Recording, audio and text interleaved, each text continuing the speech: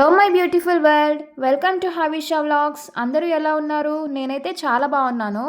ఆ ఊర్లో మేము మొదటి రోజు తీసి పండగ ఎలా చేసుకున్నామో వీడియో పెట్టాను కదా. ఇదొచ్చేసి డే 8 అనమాట. డే 8ని మేము ఢమోళి లేదా గొణగోరు తీజ్ అని అంటాము.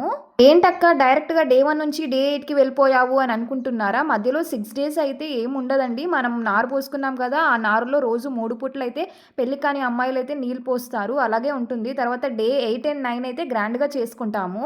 ఈ డే 8ని ఢమోళిగా, డే 9ని కడావ్ అని మేమైతే చేసుకుంటాము. అయితే మా చిట్టి తల్లిని మేము తీజ్‌లో చేసుకునే మేజర్ ఈవెంట్స్ అన్నిట్లో ఇన్వాల్వ్ చేయాలి అని అయితే ఇలా మంచిగా తీసుకొచ్చి ఫోటోస్, వీడియోస్ అయితే తీసుకున్నా. ఇక్కడ ఖుషి తల్లి పట్టుకున్న దాన్నే గొణగోరు అంటారు. ఇదే అండి 8థ్ డే స్పెషల్.